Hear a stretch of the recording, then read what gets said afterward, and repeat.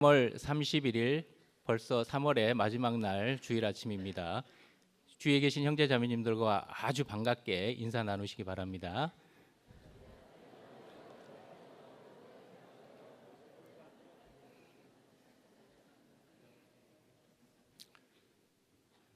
네, 광고 한 가지 드립니다. 가지고 계신 휴대폰 말씀에 방해가 되지 않도록 전원을 꺼주시거나 무음으로 해주시면 감사하겠습니다.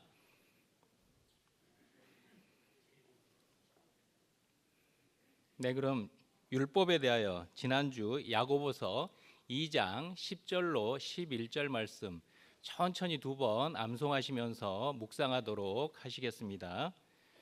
누구든지 온 율법을 지키다가 그 하나에 거치면 모두 범한 자가 되나니 간음하지 말라 하시니가 또한 살인하지 말라 하셨은즉 내가 비록 간음하지 아니하여도 살인하면 율법을 범한 자가 되느니라. 야고보서 2장 10절로 11절 말씀. 누구든지 온 율법을 지키다가 그 하나에 거치면 모두 범한 자가 되나니 간음하지 말라 하시니가 또한 살인하지 말라 하셨은즉 내가 비록 간음하지 아니하여도 살인하면 율법을 범한 자가 되느니라. 야고보서 2장 10절로 11절 말씀. 이번 주도 율법에 대하여 갈라디아서 2장 16절 말씀도 천천히 두 번 암송하시면서 묵상하도록 하시겠습니다.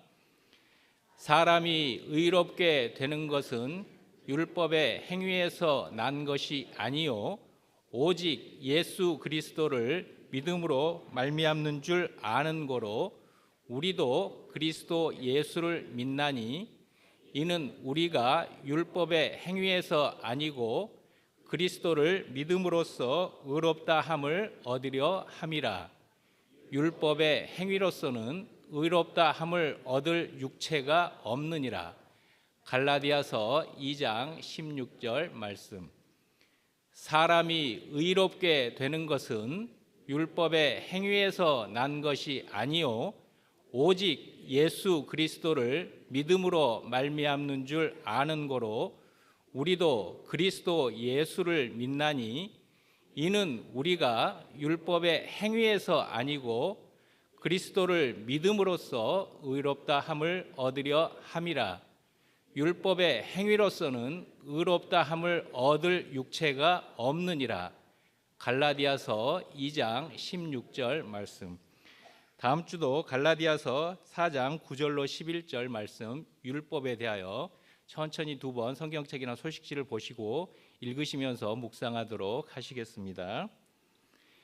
이제는 너희가 하나님을 알 뿐더러 하나님의 아신 바 되었거늘 어찌하여 다시 약하고 천한 초등학문으로 돌아가서 다시 저희에게 종노릇 하려 하느냐. 너희가 날과 달과 절기와 해를 삼가 지키니 내가 너희를 위하여 수고한 것이 헛될까 두려워하노라. 갈라디아서 4장 9절로 11절 말씀.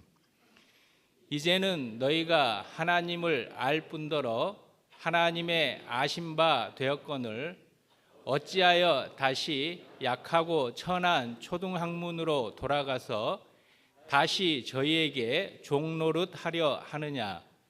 너희가 날과 달과 절기와 해를 삼가 지키니 내가 너희를 위하여 수고한 것이 헛될까 두려워하노라.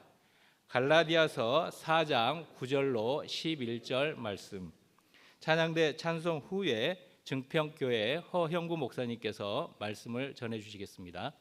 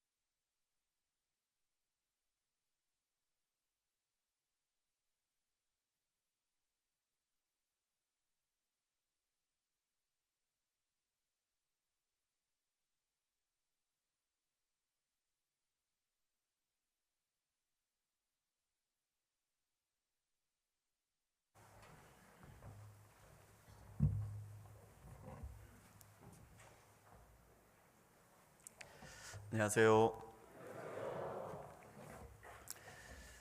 함께 기도하시겠습니다.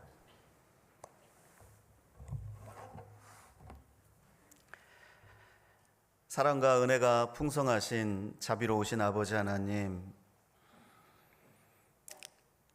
하나님을 멀리 떠나 마음으로 원수되었던 저희들을 독생자 예수 그리스도를 내어주심으로 우리를 향한 하나님의 사랑을 알고 믿을 수 있도록 은혜 베풀어 주시고, 우리를 하나님의 자녀 삼아 주시며 주님 몸된 교회 가운데 지체 삼아 주신 은혜를 인하여 감사와 영광과 찬송을 드립니다.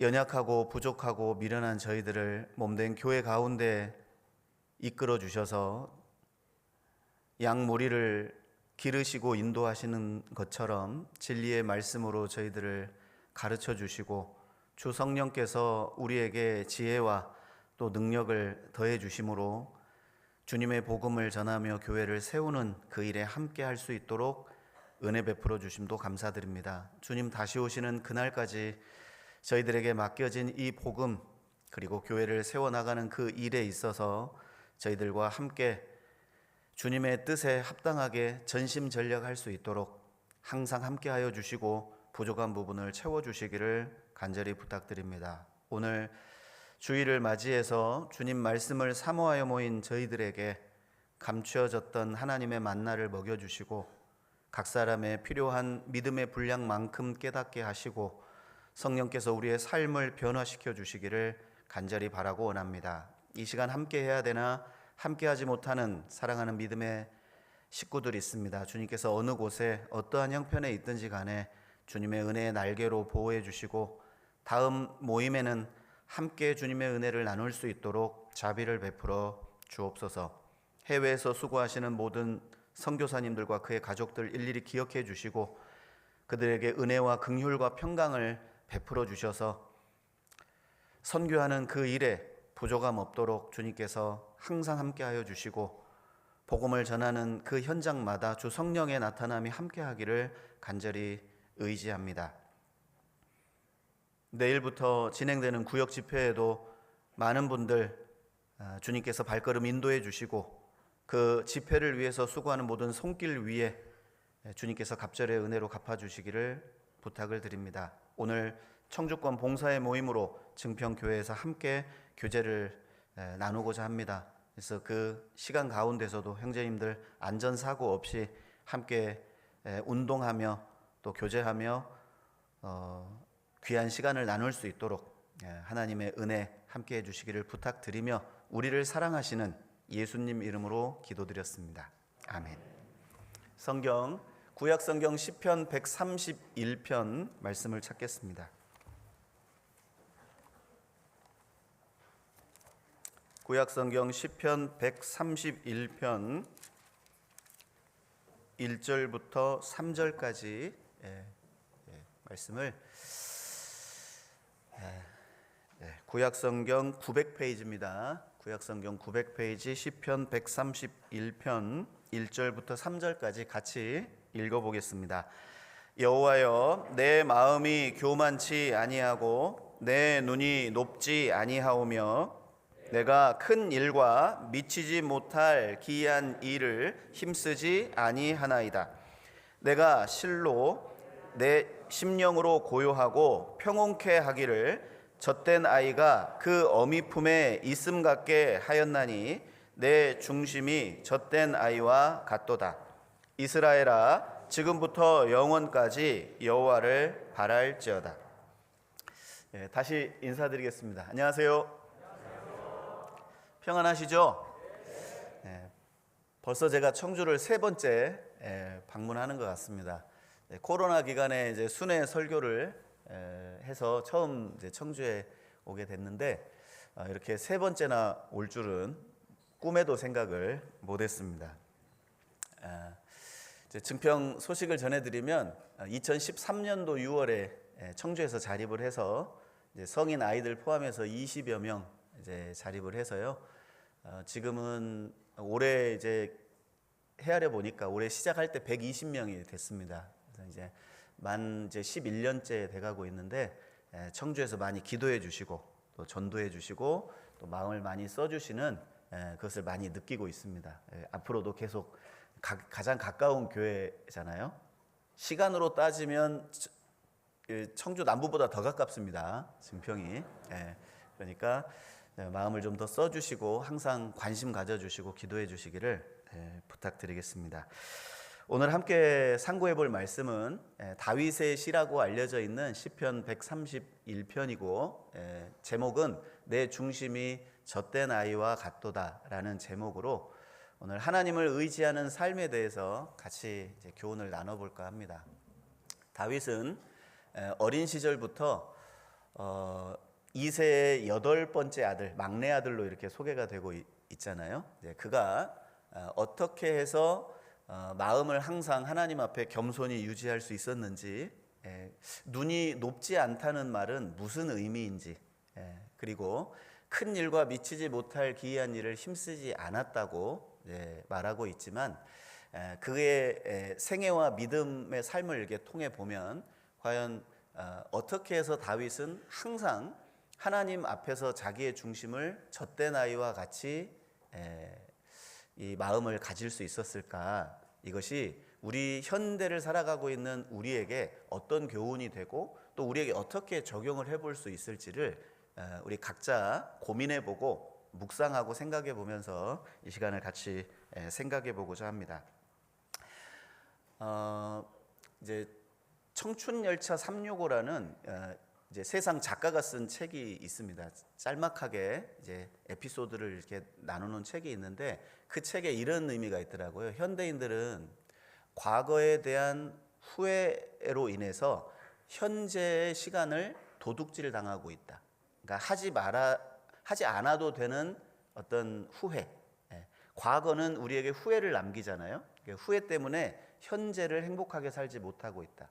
그럼 현재는 어떻게 행복하게 살고 있냐? 현재는 상대적인 비교와 열등의식에 현재를 도둑질 당하고 있다. 현실의 시간을 도둑질하고 있다. 그리고 미래에 아직 오지 않은 미래에 대한 염려와 근심과 걱정으로 현재의 그 행복한 시간을 도둑질, 유린당하고 있다. 이런 표현이 그 책에 짤막하게 소개가 됐습니다. 제가 그 책을 쭉 읽으면서 그렇다. 세상 사람들은 지나온 과거에 대한 후회, 그리고 현재에 대한 어떤 열등감과 어떤 상실감, 그리고 상대적인 비교 의식에 의해서 현재를 살아가고 있고 앞으로 오지 않은 미래에 대한 막연한 염려와 불안, 두려움으로 인해서 정말 인생이 험악한 인생을 살아가고 있다라는 생각을 하면서 저를 한번 생각해 봤거든요. 저를 생각해 보니까 천만다행으로 저는 그렇게 살고 있지 않다라는 생각을 해봅니다. 하지만 여기 앉아 계신 우리 모두에게 스스로에게 질문을 한번 던져보세요. 나는 과거에 대한 후회는 없는가? 현실에 대해 나는 상실감이나 비교의식에 사로잡혀 열등의식과 죄책감에 시달리면서 현재를 살아가고 있지는 않는가? 그리고 아직 오지 않은 미래에 대한 염려와 걱정, 근심으로 인해서 현재의 삶이 좀 피폐해지고 있지는 않는가?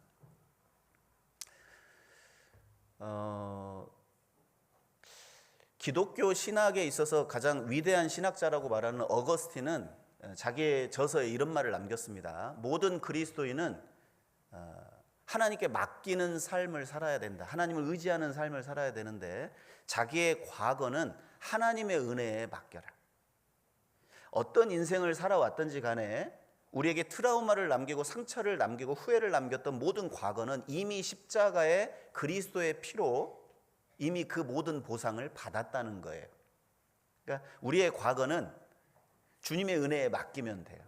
그러면 현재는 무엇에 맡기냐? 현재는 변함없이 나를 사랑하시는 주님의 사랑에 나의 현재를 맡기면 된다. 그리고 아직 오지 않은 미래는 어떻게 해야 되냐? 그건 하나님의 섭리에 맡기면 된다. 그래서 어거스틴이 이렇게 말했습니다. 과거에 에베네셀의 하나님을 믿고 의지해야 한다. 에베네셀, 하나님이 여기까지 도우셨다는 뜻이잖아요. 하나님이 여기까지 도우셨다. 그럼 현재는 임마누엘의 하나님을 믿고 의지하면 된다. 하나님이 나와 함께 하신다. 그리고 앞으로 오지 않은 시간은 여호와 이레, 여호와께서 모든 걸 예비하시고 준비하시고 이루어 가실 것이다. 나를 향한 모든 계획을 하나님이 지금도 변함없이 성취해 가고 계시고 이루어 가고 계신다는 사실을 믿고 의지할 때 우리는 변함없이 하나님을 의지하고 섬길 수 있을 것이다 라고 생각을 해봅니다. 오늘 내 중심이 젖된 아이와 같도다 라는 제목으로 함께 성경을 상고해 보자고 제가 말씀을 드렸습니다. 다윗은 이 시편을 기록함과 동시에 시편의 약 80여 편의 시편 이상을 기록을 했는데 그의 시편을 읽다 보면 이런 말씀들이 반복해서 나옵니다. 너의 길을 여호와께 맡기라. 너의 짐을 여호와께 맡겨라. 너의 행사를 여호와께 맡겨라. 신약 성경으로 넘어가면 너의 원수를 여호와께 맡기고 너의 근심을 여호와께 맡겨라. 염려와 근심을 맡겨 버려라. 심지어 베드로전서 5장에는 맡겨 버리라고 말씀을 하고 계세요. 맡긴다는 의미에 버린다는 의미를 다시 한번 이제 강조를 해서 우리에게 강조하고 있는 표현입니다. 그렇듯 신앙의 성패는 어디에 달려 있을까를 오늘 좀 생각해 봤거든요. 다윗이 왜 성공한 신앙인이 됐을까? 다윗은 왜 모든 시대에 신앙을 가지고 살아가는 모든 성도들에게 귀감이 되고 모범이 될까? 그것은 여러 가지가 있겠지만 오늘은 딱 한 가지의 주제로 여호와를 의지했던 한 사람, 3000년 전에 여호와를 의지했던 한 신앙인의 삶의 모습을 통해서 과연 우리에게 원하시는 하나님의 뜻이 무엇인지를 같이 생각해 보도록 하겠습니다.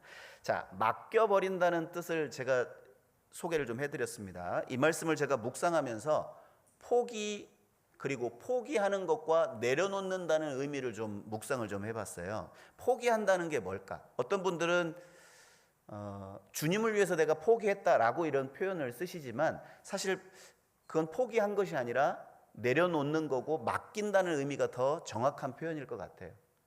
여러분, 세상에서 포기한다는 말을 쓸 때는 내가 할 수 있지만 하기 싫어서 그만두는 게 포기라고 말할 수 있습니다. 할 수는 있어요. 그런데 하기 싫어서 그만두는 게 포기입니다. 능력도 돼요. 그런데 하기 싫어서 안 하는 거예요. 하지만 내려놓는 건 하고 싶어요. 능력도 있어요. 그런데 주님이 멈추라고 해서 주님께서 내려놓으라고 해서 내려놓는 건 그건 포기라기보다는 그분께 맡겨버린다라고 생각해 볼 수 있습니다.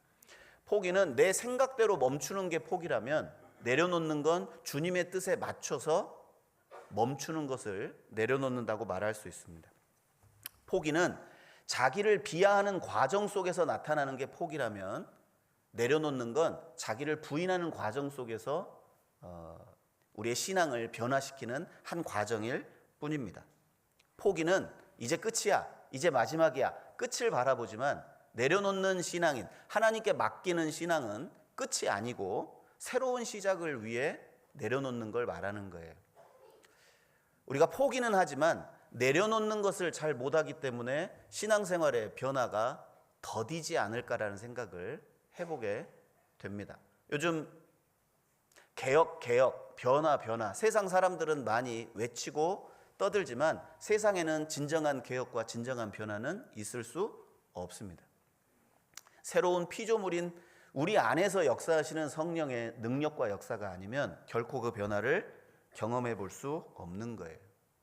또 하나, 포기는 하나님을 무시하는 행위일 뿐입니다. 그러나 내려놓는 건 하나님을 신뢰하는 행위라고 할 수 있습니다. 포기하면 하나님과의 관계는 점점 더 멀어지지만 내려놓는 사람은 하나님과 더 거룩한 관계 속에 더 가까워지는 걸 경험하게 되는 거죠. 맡겨버린다, 내려놓는다, 하나님을 의지한다. 사실 많은 분들이 그 표현에 오해하는 분들이 많이 계십니다. 자, 맡긴다는 뜻은 의지한다는 뜻인데 많은 분들이 말씀을 알고는 있지만 의지하지 못하는 경우가 참 많아요. 그래서 혼동하시는 분들이 계십니다. 오늘 말씀을 시작하기 전에 과연 지식과 믿음의 차이가 무엇일까를 간단하게만 제가 소개해드리고 넘어가겠습니다. 많은 분들이 복음을 들으시면 내가 지금 알고 있는지 믿고 있는지를 혼동하시는 분들이 계세요. 쉽게 구분하는 방법 몇 가지를 소개해 드립니다. 지식, 머리에 남는 건 오해를 불러일으키고 많은 의문을 불러일으켜요. 그러니까 복음에 대한 지식을 머리에다가만 담고 있으면 수없이 많은 오해가 일어나고 수없이 많은 질문을 해댑니다. 그런데 그 복음이 마음의 은혜로 임한 사람은 머리에 이해가 되지 않고 수없이 많은 오해와 의문이 있어도 그 은혜로 인해서 그 이해되지 않고 오해되는 걸 믿어버립니다. 그리고 머리에 지식으로 복음을 가지고 계신 분은 모든 게 부담으로 다가와요. 교회 나오는 것도 부담, 헌금하는 것도 부담, 교제하는 것도 부담, 누가 챙기는 것도 부담, 잘해주는 것도 부담이에요. 좌불안석이죠. 빨리 모임이 끝나서 집에 갔으면 좋겠다. 모든 게 부담으로 여겨집니다. 그런데 마음의 은혜로 받아들인, 믿음의 은혜로 받아들인 분들은 그 복음에 감동하고 은혜에 감격합니다. 이 교회는 어떻게 전도 집회가 가난한 집 제사 돌아오듯이 돌아오냐, 이렇게 이제 말씀하시는 분들이 계세요. 내가 아는 거 또 들어야 되냐, 이런 분들 있잖아요. 여러분, 은혜는 들으면 들을수록 더 감동을 일으키는 거예요. 그런데 지식은 이미 알고 있는 지식을 또 듣는 건 시간 낭비일 뿐이고 이것은 무료한 시간일 뿐이다라고 받아들여지는 겁니다. 이건 웃고 넘어갈 문제가 아니라 우리 시대에 그런 분들이 너무 많다는 거예요. 은혜에 감격하고 감동하는 것보다 지적인 욕구에 만족하고 그 지적인 욕구에 충족하면 그것이 다 된 줄 아는 사람, 교만한 거죠. 그러니까 지식으로 남는 사람은 교만해집니다. 그런데 마음의 은혜로, 십자가의 은혜가 마음에 새겨진 분들은 겸손의 덕을 추구하게 돼 있습니다. 그리고 또 하나, 지식으로 복음을 간직하게 되면 그분은 반드시 자기중심적인 삶을 삽니다. 모든 계획이 자기중심이에요. 교회 계획, 자기 계획에 맞춥니다. 그러니까 나 이거 바빠서 안 돼요. 시간 없어서 안 돼요. 여러분, 복음 중심이고 교회 중심이고 주님 중심으로 사는 분들은 교회 일정표 나오면 거기에 자기 개인의 일정을 맞춥니다. 이게 불가능할까요? 불가능하지 않습니다. 복음을 지식으로 간직하신 분들은 자기중심적인 삶을 삽니다. 자기중심적인 삶을 살아요. 모든 걸 자기에게 맞춰달라고 투정 부리고 아무것도 변화시키지 못하고 자기도 변화되지 않습니다. 10년이 지나고 20년이 지나도 그분은 절대 변화되지 않아요. 정말 이 복음이 나는 내 마음의 은혜로 간직하고 있는가? 나는 지금 복음 중심으로, 교회 중심으로, 주님 중심으로 살고 있는가? 이웃 중심으로 살고 있는가? 형제 자매들 중심으로 살고 있는가? 그것이 내가 지금 복음을 은혜로 받아들였는지, 내 머리에 남겨져 있는 지식으로 가지고 있는지를 판가름하는 기준이 될 거예요. 제가 왜 오늘 이 말씀을 드렸냐면, 하나님을 의지한다는 표현이 뭘까? 단순히 믿는다라는 의미를 초월해서 모든 삶의 영역을 하나님께 맡기는 훈련, 그 훈련을 한 사람이 다윗이고, 그 훈련을 시키신 분이 하나님이시고, 우리도 동일하게 지금 그 훈련 가운데 있다는 사실을 오늘 본문을 통해 같이 생각해 보고자 합니다. 자, 131편 1절을 한번 보겠습니다. 131편 1절입니다.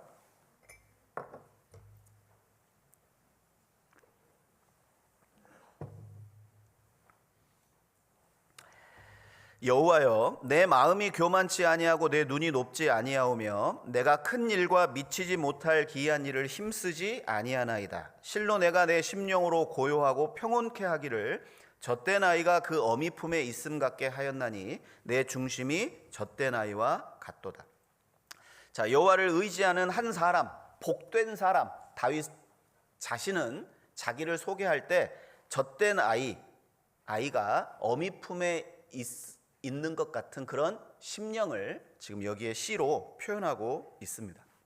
성경에 보면 우상을 의지하지 말라, 재물을 의지하지 말라, 포악을 의지하지 말라. 자기 재물을 의지하는 자는 패망하려니와 우상을 의지하는 자는 그 우상과 함께 망하리라. 이런 표현들이 계속해서 반복돼 있습니다. 방백들을 의지하지 말고 도울 힘이 없는 인생도 의지하지 마라. 이사야 2장 22절에 너는 인생을 의지하지 마라. 그 호흡이 코에 있나니 수에 칠 가치가 어디 있느냐. 이 세상은 내가 믿고 의지할 것이 아무것도 없는 세상입니다. 과연 그렇게 생각하세요? 그렇게 생각하십니까? 이 세상에는 정말 내가 믿고 의지할 대상이 없을까요? 남편은요? 예, 여러분들의 웃음이 그것을 증명해 내셨어요. 여러분들의 아내는요? 그렇다고 콧방귀까지 낄 필요는 없습니다. 자식은요? 부모는요? 내가 가장 사랑받고 사랑하는 사람들을 한번 이 시간 떠올려 보세요. 과연 내가 그들을 의지할 대상으로 여기고 있는지, 아니면 내 통장 잔고에 남아있는 알량한 숫자 몇 개가 내 의지할 대상입니까? 아직 지금 거하고 있는 아주 새 집으로 이사해서 지금 인테리어까지 마친 그 집이 내 의지의 대상이 될까요? 어떤 분들은 성공하려고, 어떤 분들은 이 세상에서 더 높은 지위에 올라가려고, 더 많은 것들을 얻으려고 서로 경쟁하고 서로 아기다툼하면서 살아갑니다. 하지만 조금만 생각해 보면 이 세상에는 정말 의지할 것이 없다는 사실을 발견하게 돼요. 다윗은 자신의 생애를 통해 그것을 진정으로 경험하고 깨닫고 삶을 통해 하나님을 의지할 수밖에 없는 인생으로 다윗의 생애를 끌고 가셨습니다. 제 개인적으로 신앙의 성패를 좌우하는 한 가지 조건을 물어보신다면 저는 단연코 이렇게 말씀을 드릴 거예요. 주님만 의지하느냐, 주님도 의지하느냐. 여러분, 주님만 의지하면 이 세상에 있는 수없이 많은 우상으로부터 여러분들은 자유함을 얻을 수 있을 거예요.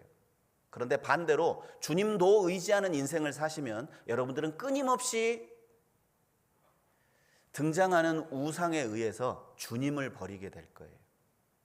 그래서 사사기에 왜 이스라엘이 그런 고난을 받고 환난을 받았는지를 생각해 보면 그들은 주님도 섬겼기 때문에 망했던 겁니다. 우상 때문에. 그럼 과연 나는 지금 내 안에 있는 우상이 무엇인지를 생각해 보고 이 시간 한번 확인해 볼 수 있는 방법이 있을까? 방법이 있습니다. 인생을 살면서 슬픈 일 있죠? 좀 아쉬운 일이 있고 안 좋고 안타까운 일들을 경험하게 되잖아요.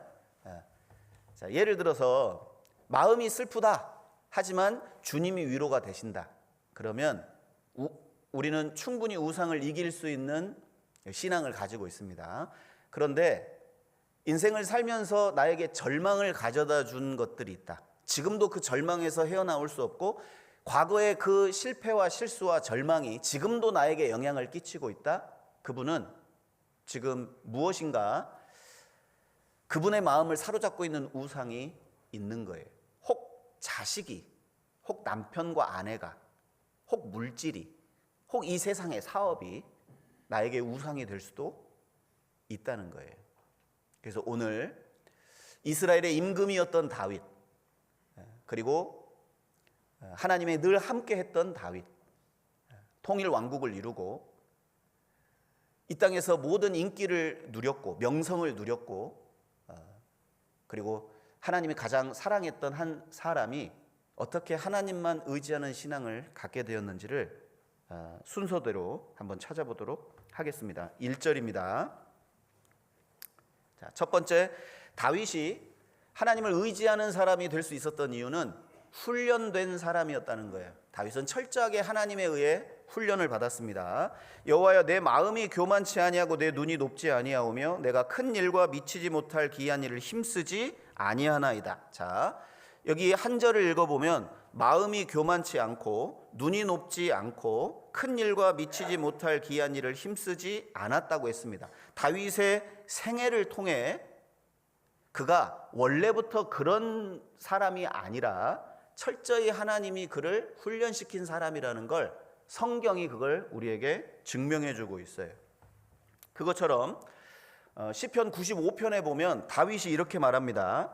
우리는 그의 기르시는 백성이며 그 손에 양이라. 그러니까 다윗은 자신과 하나님과의 관계를 너무나 명확히 규정하고 있습니다. 하나님은 목자시고 나는 양이에요. 어린 시절부터 양을 쳤던 사람이기 때문에 양의 속성을 너무나도 잘 알고 있는 다윗이 너무 어리석은 거예요. 양은 굉장히 교만한 짐승입니다. 양은 지독히 근시해요. 고개를 쳐들면 죽는 거예요. 양은 바로 앞에 있는 양들이 가는 그 발자취를 따라서 가야 되고, 앞에 목자의 음성을 듣고 따라가야 안전을 보장받을 수 있는 짐승이에요. 그런데 그 양이 자기 뜻대로 고개를 쳐든다? 그러면 그냥 망하는 겁니다. 목자의 지팡이와 막대기의 다스림을 받고 목자의 음성을 따라 목자가 이끄는 대로 가는 게 양에겐 가장 안전한 거거든요. 그러니까 다윗은 그것을 자기가 목동일 때부터 알고 있었던 거예요. 여호와는 나의 목자시니 내가 부족함이 없으리로다.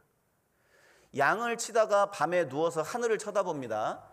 달과 별들을 봅니다. 인생이 무엇이간데 주께서 저를 알아주시며 사람이 무엇이간데 주께서 저를 권고하십니까? 다윗은 어린 시절부터 밀접하게 하나님을 알고 있었고 하나님과 자신과의 관계를 양과 목자의 관계로 잘 이해하고 있었던 거예요. 그래서 시편 100편 3절에도 그는 우리를 지으신 자시요 우리는 그의 것이니 그의 백성이요 그의 기르시는 양이로다. 하나님께 양육받고 있는 양으로서 자신을 소개하고 있어요.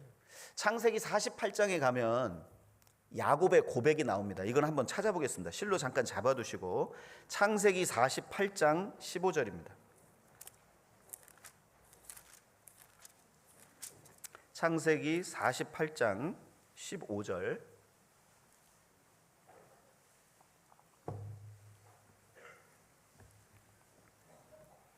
자, 이 내용은 이제 야곱이 이제 요셉의 두 아들 므낫세와 에브라임에게 축복하는 그 장이 창세기 48장인데, 자, 이때 이제 요셉에게 축복하는 내용이 여기 15절에 담겨 있습니다. 자, 보세요. 그가 요셉을 위하여 축복하여 가로되 내 조부 아브라함과 아버지 이삭에 섬기던 하나님, 나의 남으로부터 지금까지 나를 기르신 하나님. 야곱도 젊은 시절 자기 꾀로 자기 인생을 살아보겠느라고 아주 자신만만했던 사람이 바로 야곱입니다. 자기 꾀로 형에게 팥죽 한 그릇으로 장자의 권리를 빼앗고 아버지를 속여서 하나님의 축복도 빼앗고 자기 꾀로 자기 방법과 수단대로 살았던 야곱이에요. 야복강에서는 형 에서가 400인을 이끌고 온다는 소식을 듣고 두려워 떨면서 다 넘기고 자기는 밤새 천사와 씨름했던 그리고 기도했던 사람이 바로 야곱입니다.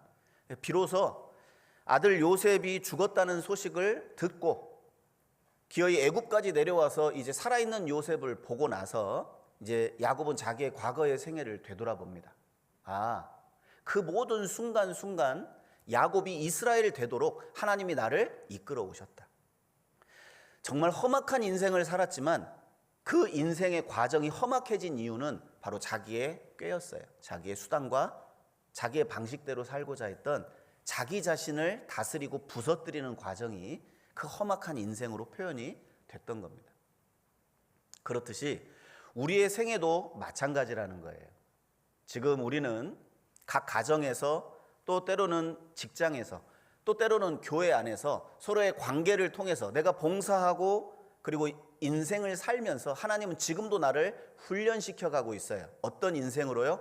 여호와만 의지하는 인생으로 우리를 만들어 가고 계세요. 그런데 왜 나는 변화되지 않을까? 조금 이따가 말씀드리겠습니다. 자, 131편 다시 시편 본문으로 한번 다시 돌아와 보겠습니다. 131편 1절을 보면 자, 교만하지 않고 눈이 높지 않고 큰 일과 미치지 못할 기이한 일을 힘쓰지 않는다고 했죠. 자, 첫 번째 다윗의 생애를 한번 보겠습니다. 다윗은 이세의 몇 번째 아들이라고 했죠? 막내 아들입니다. 자, 막내가 무슨 말의 준말인지 아세요? 막무가내의 줄임말입니다. 이곳에도 아마 막내가 계실 거예요. 막내는 그냥 막무가내입니다. 저희 집도 아이가 넷이 있지만 넷째는요, 모든 게 다 의지입니다. 자기 큰 누나도 비벼대고 자기 형에게도 비벼대고 안 되면 이제 아빠 엄마에게 비벼대는, 비벼댈 때가 너무 많아요. 막내는. 그러니까 태생부터가 누군가를 의지할 수밖에 없는 태생으로 태어났어요, 다윗은. 그러니까 어린 시절부터 형들에게 의지하고 부모에게 의지하는 인생이었어요. 그런데 그런 인생을 하나님이 모든 걸 다 끊어내십니다.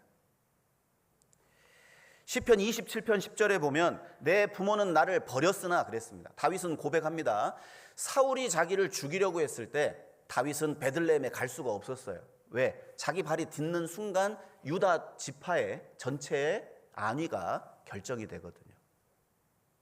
내 부모는 나를 버렸으나 여호와는 나를 영접하시리이다. 내가 내 형제에게는 객이 되고 내 모친의 자녀들에게는 외인이 되었나이다. 형들도 다윗을 버렸습니다. 내가 의지해야 될 대상, 어린 시절부터 의지했던 그 부모님도 나의 의지의 대상이 될 수 없다는 사실을 인생을 통해 배우게 됐어요. 자기 형들도 자기를 버리고 나의 사랑하는 자, 자기 아내도 자기를 버립니다. 미갈도 다윗을 사랑했지만 거기뿐이었어요. 다윗의 외모를 사랑했고 다윗의 외형을 사랑했지만 다윗의 모든 걸 사랑한 건 아니었어요. 내 품에 있는 아내도 나를 기꺼이 버릴 수 있고 외면할 수 있는 그런 대상일 뿐이에요. 심지어 자기를 추종하던 400여 명의 용사들이 있었습니다. 내가 다윗 당신에게 충성을 맹세하고 목숨을 바치겠습니다. 당신이 주군이 되고 당신이 이스라엘의 임금이 될 걸 우리는 확신합니다. 믿고 따르겠습니다. 충성을 맹세했던 그들도 결국 시글락에 있을 때 아말렉이 쳐들어와서 그들의 가족들, 그들의 재산들을 다 탈취해 갔을 때 그들이 다윗을 어떻게 하려고 했냐면 돌로 쳐서 죽이려고 했어요. 그것이 사무엘상 30장에 자세히 설명이 됩니다. 제가 이제 시간 관계상 찾지는 않겠습니다. 그때 다윗이 했던 행동이 있어요. 좀만 기다려봐. 내가 해결해 줄게. 이게 아니라 무릎을 꿇고 하나님께 기도했습니다. 여러분, 사람들이 나를 물어 뜯으려고 막 달려들 때 있죠. 그때 우리가 행해야 될 이 모습이 바로 다윗의 모습입니다. 그냥 무릎 꿇고 기도하면 돼요. 그때 하나님께서 다윗에게 용기를 주고 힘을 주고 다시금 아말렉의 그 뒤를 추격해서 그들이 빼앗긴 모든 것을 다시 회복하는 내용도 사무엘상 30장에 나옵니다. 사람의 충성, 사람의 인정, 이것도 믿을 게 못 되는구나. 의지의 대상이 안 되는 거예요. 그러면서 로마서 4장에 다윗은 이렇게 고백합니다. 사람은 거짓되되 오직 하나님은 참되시다 할지어다. 여러분, 생애 속에서 그거 깨닫고 계십니까? 내 남편 의지의 대상이 될 수 없다. 내 아내도, 내 자식도, 내 부모도, 내 물질도, 내 젊음도, 내 건강도 의지의 대상이 될 수 없다. 여러분, 그걸 가끔 우리의 물질을 취해 가시면서 우리에게 깨닫게 도와주시고 계시는 거예요.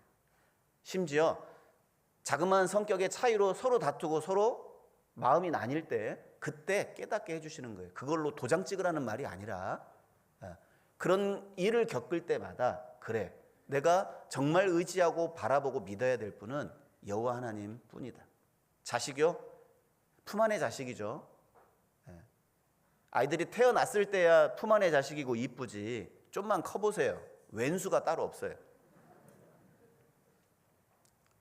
사실 아이들이 태어나서 성장할 때 이미 부모에게 줄 사랑은 그때 다 준 거예요. 아이들이 줄 수 있는 사랑은 다 받은 겁니다.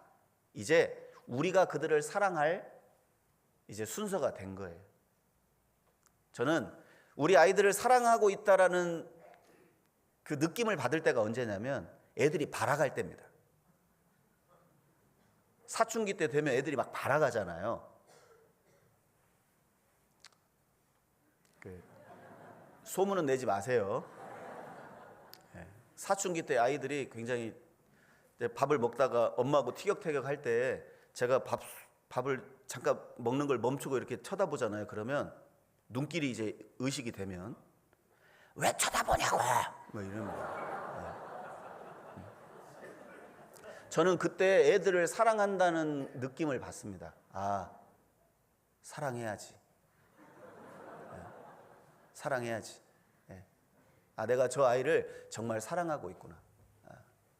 여러분, 하나님도 십자가를 통해서 우리에게 사랑이란 무엇인가를 보여주신 것처럼, 여러분, 사랑은 좋은 게 아니에요. 사실은 사랑을 하는 사람은 결코 좋은 게 아닙니다. 여러분, 사랑을 한다는 표현이 뭐냐면 나는 당신을 위해 영원히 참겠습니다. 그 말이 포함되어 있는 거예요. 여러분, 단순히 남녀의 사랑, 이성적인 사랑, 친구의 사랑, 부모 자식의 사랑, 이걸 떠나서 하나님의 사랑은 아픈 거예요.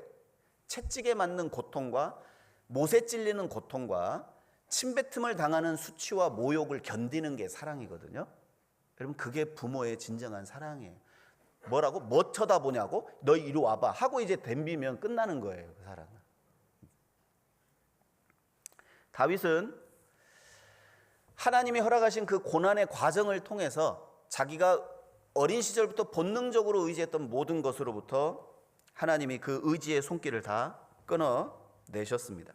심지어 자기 자식도 자기를 죽이려고 하는 그 순간 다윗은 깨닫게 된 거예요. 그래, 내 속으로 난 자식도 나를 죽이려고 한다. 자기와 가장 가까운 친구였던 아히도벨도 압살롬이 반역할 때 그 반역의 편에 서서 자기를 죽이려고 했어요. 그래서 시편에 자기의 고통을 이렇게 남겼습니다. 55편 찾아보겠습니다. 시편 55편 12절입니다.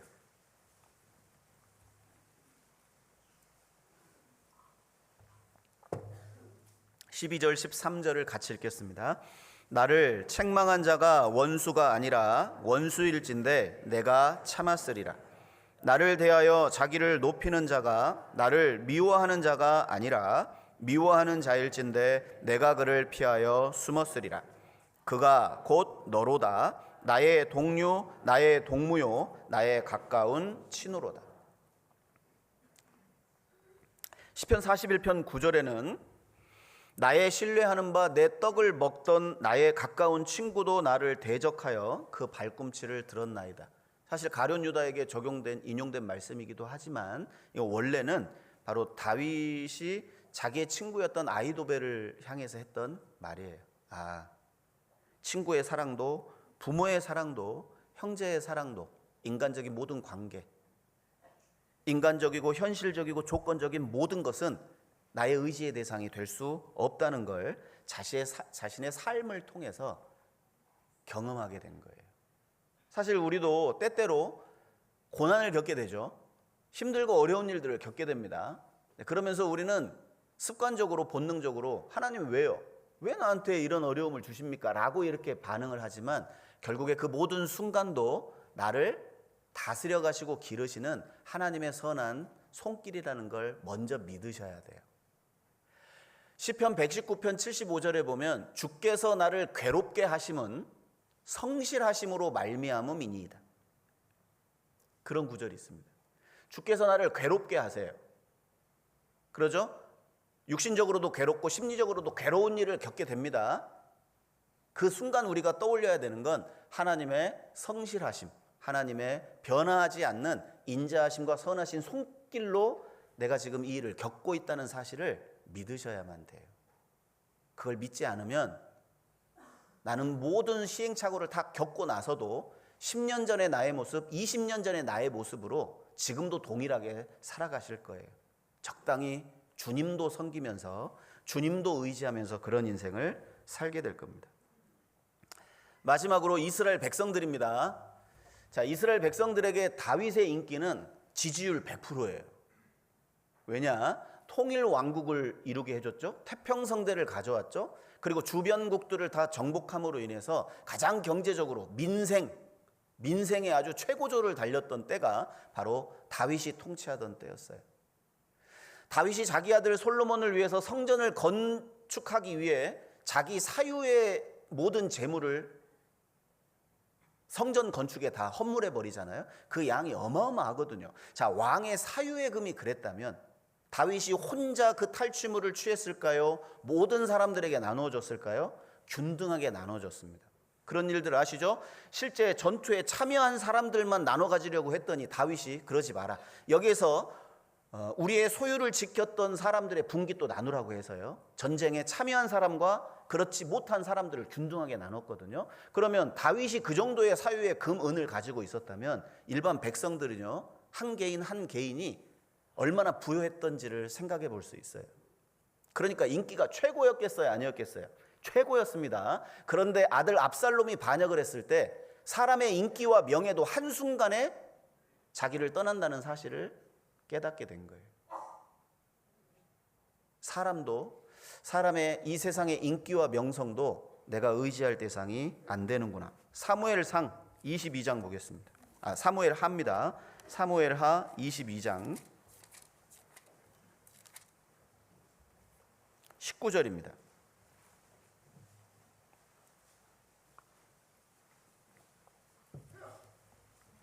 22장 19절. 저희가 나의 재앙의 날에 내게 이르렀으나 여호와께서 나의 의지가 되셨도다. 사무엘하 22장은 다윗의 승전가입니다. 자기의 인생을 다 되돌아보면서 자기를 항상 승리케 하신 하나님을 찬양하고 불렀던 노래인데, 거기에 저희가 나의 재앙, 여기 저희는 모든 대적이었을 거예요. 다윗의 대적들. 그들이 나의 재앙의 날에 내게 이르렀으나 여호와께서 나의 의지가 되셨도다. 그래서 다윗은 우리가 배울 점이 너무 많지만 그 중에 하나를 꼽아본다면 전적으로 하나님을 의지했던 사람이었어요.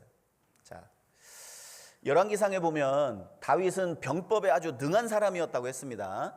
그가 한 번도 패한 전쟁이 없을 정도로 전쟁에 아주 능한 사람이에요. 병법에 능했어요. 그런데 단 한 번도 자기가 계획을 세워서 전쟁한 적은 1도 없습니다. 생각해 보세요. 블레셋이 쳐들어옵니다. 대적들이 쳐들어와요. 그런데 신하들이 그걸 고합니다. 폐하, 적들이 지금 쳐들어오고 있습니다. 그러면 첫 번째 생각, 병법에 능한 왕이라면 진영을 이렇게 꾸리고 지금 협곡이니까 평지로 이끌어내서 거기서 병거로 우리가 치자, 뭐 작전을 세워야 될 거 아니에요? 그런데 다윗은 뭐 하냐? 성막에 들어가서 기도해요.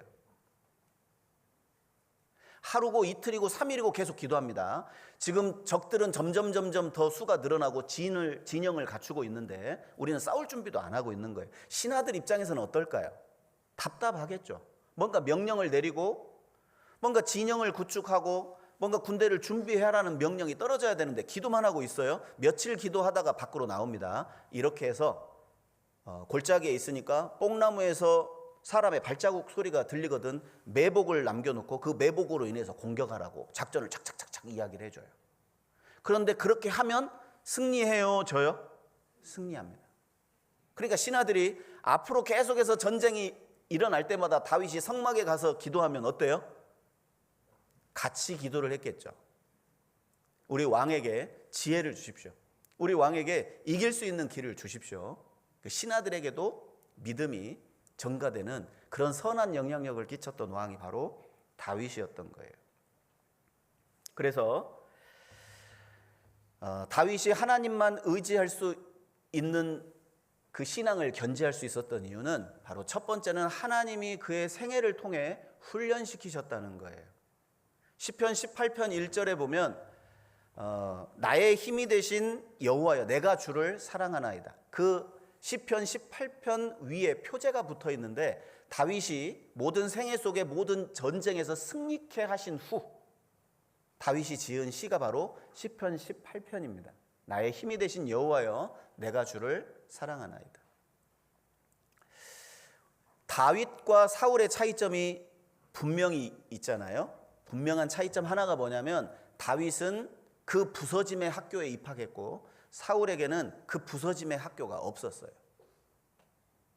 훈련받는 과정이 없이 바로 왕이 된 사람이 사울이고 다윗은 철저하게 하나님께 훈련받아서 하나님을 의지하는 사람으로 만든 후에 임금이 됐습니다. 그래서 시행착오를 덜 겪은 거예요. 고난의 사람이라고 하면 성경에 여러 사람이 등장하지만 요셉이 대표적인 사람입니다. 요셉도 다윗 못지않게 하나님을 의지하는 사람이었는데 그는 놀라운 신앙 고백을 합니다. 형들이 총리가 된 요셉을 보고 두려워 떨 때 요셉이 형들에게 했던 말이 있어요. 형들이 나를 애굽에 판 것으로 인해서 두려워하지 마소서. 형들이 나를 이곳에 판 것이 아니라 하나님께서 우리의 가족을 구원하시기 위해 나를 먼저 보내셨나이다. 여러분, 그 구절을 통해서 우리가 받아야 될 교훈이 뭘까요? 우리는 습관적으로 이런 표현들을 많이 씁니다. 나는 누구 때문에 그랬어요. 무엇 때문에 그랬어요. 남 탓하기 참 바빠요. 왜 내 인생이 이렇게 됐는지, 왜 나에게 그런 어려운 일이 있었는지 생각해 볼 때 하나님을 개입시키지 않아요. 그냥 단지 나에게 순간적으로 괴롭힘을 주고 고통을 줬던 사건과 사람에 대한 원망과 불평을 쏟아냅니다. 그런데 요셉은 그렇게 하지 않았어요. 요셉은 형들 때문에 내가 이 애굽에 팔리고 형들 때문에 내가 그런 고난을 겪은 게 아니라 형들과 가족을 구원해야 되기 때문에 형들 덕분에 내가 애굽의 총리가 되고 형들 덕분에 내가 가족들을 건져낼 수 있었고 형들 덕분에 내가 이렇게 된 거라고. 여러분, 관점을 어떻게 갖느냐가 그래서 중요한 거예요. 시편 105편 보겠습니다. 시편 105편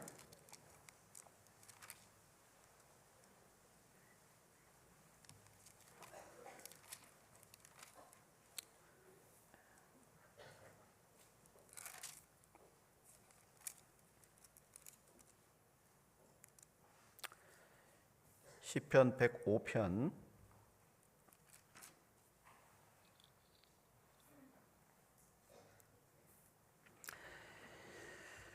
17절입니다. 17절.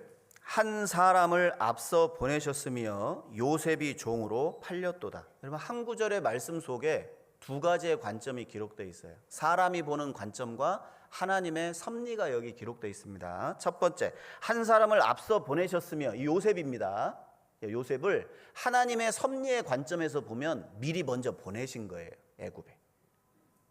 자, 그 일을 이루기 위해 형들이 사용된 거예요. 그렇죠?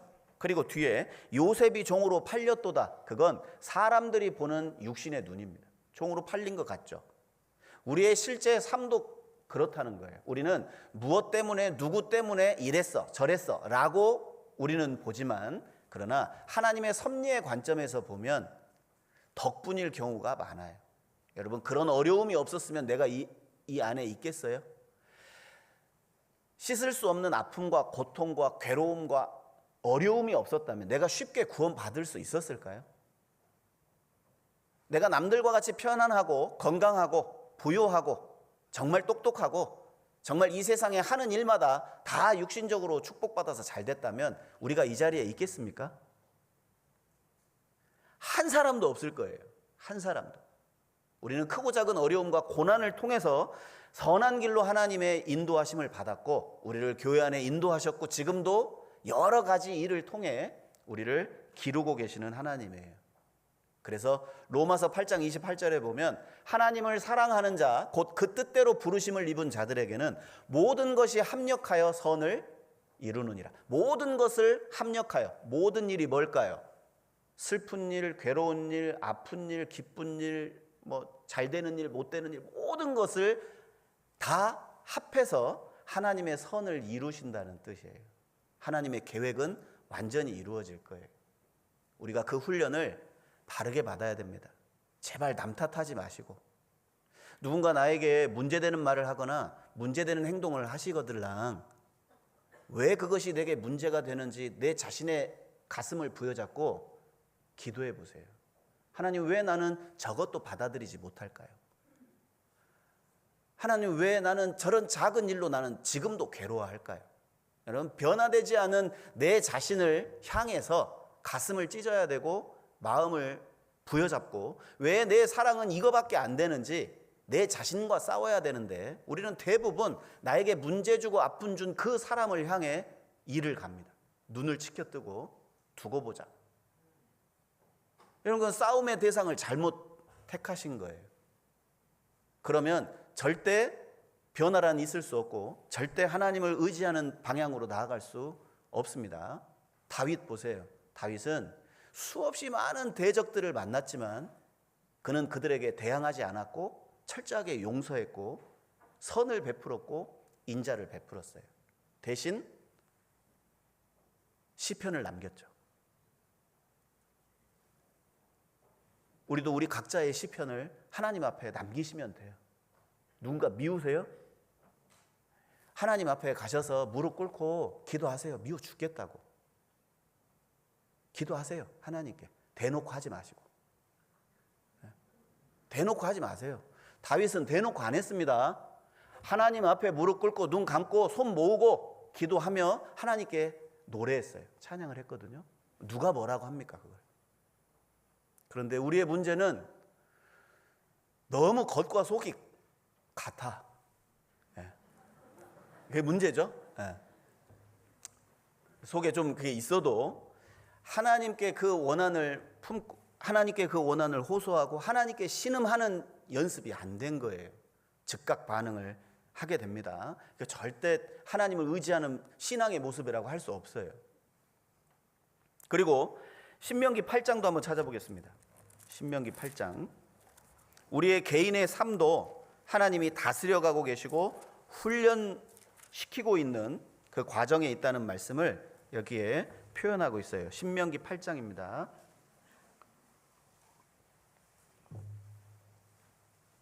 신명기 8장 2절. 내 하나님 여호와께서 이 40년 동안에 너로 광야의 길을 걷게 하신 것을 기억하라. 이는 너를 낮추시며 너를 시험하사 내 마음이 어떠한지 그 명령을 지키는지 아니 지키는지 알려 하심이라.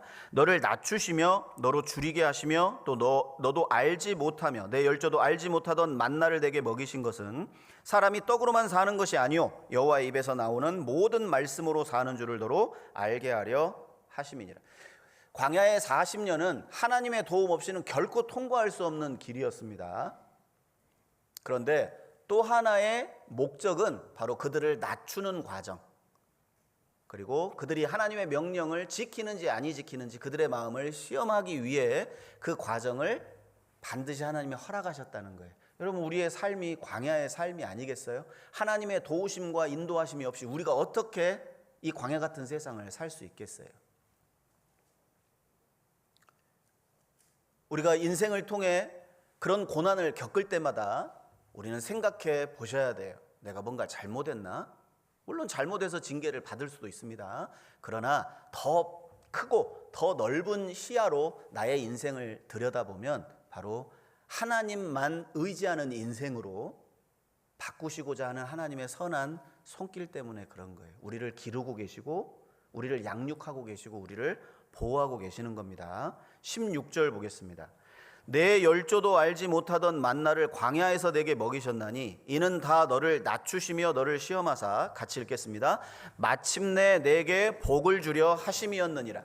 뭐라고요? 마침내입니다. 여기서 중요한 단어는 마침내예요. 자, 내가 이 땅에서 구원받고 주님 앞에 서는 순간까지 살 거예요. 그런데 모든 인생에 마침내 내 인생에 겪었던 모든 일들은 마침내 무엇이 목적이에요? 복을 주기 위한 것이 하나님의 목적이라는 거예요. 믿으셔야 됩니다. 내가 비록 흙수저로 태어났어요. 마침내 복을 주기 위한 과정일 뿐이에요. 혹 관계 속에서 배신을 당했습니다. 마침내 내게 복을 주기 위한 과정일 뿐이에요.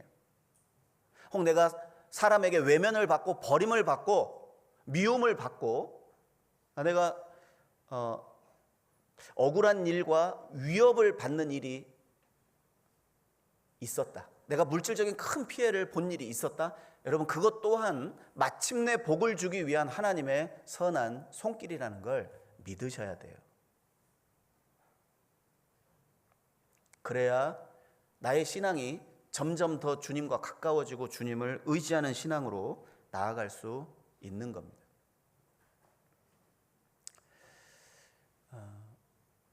고난의 인생보다 고난의 인생보다 위험한 인생을 살아서는 안 됩니다. 여러분, 고난이 우리를 더 하나님께 가까이 나가게 하고 하나님의 교훈을 배우게 하고 하나님의 뜻을 배우게 하는 게 고난이라면, 여러분, 위험한 인생이란 뭘까요? 이 땅에서 정말 잘 되는 거예요. 잘 먹고 잘 사는 겁니다. 하는 일마다 다 잘 돼. 애들은 엄친 아들이에요. 막 엄친 딸, 엄친아. 애들은 뭐 걱정할 게 없어요. 잔소리할 게 없어요. 남편 매일이 결혼 기념일이야. 매일이 남편이 그렇게 한다는 거예요. 남편이 그렇게 합니다. 부러울 게 없어요. 막 집도 뭐 잘 되고 사업도 잘 되고 다 잘 돼요. 걱정거리가 없어요. 여러분, 그분은 치명적인 위험을 하나 갖고 살아요. 뭔지 아세요? 내세를 소망하지 않아요. 주님의 재림을 바라볼 수가 없어요. 그런 사람은. 왜요? 이 땅이 충분하거든요, 삶이. 여러분, 그게 위험한 인생이에요. 서서히 우리의 마음 중심에서 주님을 빼앗아가고 소망을 빼앗아가고 주의 재림을 빼앗아가는 그 것들이, 이 세상에 있는 순간적이고 제한적인 것들이, 현실적인 것들이 내 안에 있는 영원한 것들을 빼앗아가고 있습니다. 위험한 거예요. 잠언 1장에 보면 어리석은 자의 퇴보는 자기를 죽이며 미련한 자의 안일은 자기를 멸망시킨다고 했습니다. 미련한 자의 안일이라고 했어요. 안일이 뭐죠? 안일함, 편안한 거예요. 위험의식이 전혀 없는 거죠. 말세에 고통하는 때라고 했는데 고통이 전혀 없어요. 왜? 잘 되니까. 좋아요. 그냥 사는데 불편함이 없거든요. 그런데 그 안일함이 우리를 멸망시킨다고 했어요. 제가 키르기스탄에 6개월 선교를 단기를 나간 적이 있습니다. 단기 선교를 갔었는데 그 선교를 가기 전에 교회에서 감사하게도 3일간의 휴가를 주셨어요. 이제 아이들하고 학예 수양회 끝나고 좀 휴가를 보내고 오라고. 괜찮습니다. 네, 갔다 오래요. 그래서 노아도를 갔어요. 노아도 섬 아시죠? 저기 이제 완도 보길 거기가 어디지? 교회 고금. 고금 교회를 들어가면 고금에서 다리를 건너면 이제 보길도입니다. 그 보길도를 갔더니 휴가 기간이 다 끝나서요. 아무도 없어요. 아무도 없어. 그러니까 해안가를 전세 낸 거죠. 너무 좋았어요. 뭐 버너를 꺼내놓고 라면을 끓여 먹어도 누가 뭐라고 할 사람 없고, 그래서 아이들에게 튜브를 불어주고 저는 이제 라면을 끓이고 있었죠. 근데 이제 그 셋째 아들이 그때 당시에 초등학교 한 1, 2학년 정도 됐을 텐데 막 누나들하고 헤엄을 치다가 요놈이 이제 할만하니까 튜브를 벗은 거예요. 그런데 이제 해안가가 이렇게 완만하게 가다가 푹 꺼지는 곳이 있어요. 그때 딱 들어갔더니 요놈이 허부적거리는 거예요. 그래서 장난하나? 처음엔 그랬더니 한 번 들어갔다 나오고 한 번 들어갔다 나오고 안 나와요. 그래서 제가 막 달려가서 그 아이 이제 머리를 잡고 이제 끄집어 냈는데 저도 딱 발을 대니까 여기까지 닿더라고요. 죽을 뻔했잖아요. 그때 요놈이 제 머리를 잡고 막 때리고 살려달라고요. 놀만 하니까 튜브까지 버린 놈이 죽을 때 되니까 저를 막 부여잡고 안 놓는 거예요. 그래서 야, 다 나왔으니까 이거 놔라 해도 한참 동안 잡고 있었거든요. 그 모습이 우리의 모습입니다. 인생의 파도가 치고 인생의 태풍이 불면 우리가 어찌할 수 없는 상황에 처하면 우리는 하나님을 부르죠. 그때 하나님이 나의 위로가 되고 내게 힘이 되어 주셔요. 그러면 그 태풍이 지나가고 파도가 지나가면 언제 그랬냐는 듯 우리는 그 손을 놓아버리기 쉽습니다. 여러분, 인생의 고난은 진짜 우리에게 유익인 건 맞아요. 여러분, 육신적으로는 좀 힘들고 피곤하고 괴롭고 슬프지만, 그러나 영적으로 보면 진짜 고난 당한 것이 내게 유익이라는 말씀이 100% 절감이 됩니다. 다윗은 철저히 그 훈련을 통과했고 철저히 훈련된 사람으로 하나님을 의지할 수 있었어요. 그리고 두 번째, 다윗은 어떻게 해서 하나님을 의지하는 인생으로 살 수 있었을까? 그의 곁에는 실물 교훈으로 한 사람이 주어졌어요. 그 사람은 사울입니다. 사울은 마음이 교만했습니다. 눈이 심히 높았고 그가 미치지 못할 큰 일, 헤아리지 못하는 큰 일을 하려 하다가 결국 망한 사람이 바로 사울이에요. 다윗은 그걸 똑똑히 본 거예요. 처음에 사울도 겸손했습니다. 그렇죠? 하지만 그의 마음이 점점 왕이 된 후 점점 마음이 교만해져서 전쟁에서 이기면 하나님을 위해 단을 쌓고 하나님의 이름을 불러야 되는데 자기를 위해서 기념비를 세우기 시작했어요. 7일간을 기다리라고 사무엘이 명령했는데 그 명령을 지키지 않고 불순종함으로 인해서 자기가 대신 번제를 드려버리고, 그리고 이 아말렉을 진멸하라고 명령을 했음에도 불구하고 왕을 살리고 보기 좋은 짐승들을 살리는, 결국 불순종으로 나아가게 돼서 결국 하나님께 버림을 받고 죽임을 당하고 비참한 최후를 맞이했던 사람이 사울입니다. 사울은 마음이 교만한 사람이죠. 다시 시편 본문 131편 보겠습니다. 131편 1절입니다. 1절. 여호와여, 내 마음이 교만치 아니하고 내 눈이 높지 아니하오며. 자, 마음이 교만치 않다는 건 이제 사울이 교만해져서 결국에 망했잖아요. 자, 그 마음이 교만해진 후에 나타나는 증상이 뭐냐? 눈이 높아진다는 거예요. 이 눈이 높아진다는 뜻이 무슨 뜻일까? 이건 한번 찾아보겠습니다. 잠언 6장 보겠습니다. 하나님이 미워하시는 것 중에 하나가 눈이 높은 거예요. 잠언 6장 16절입니다.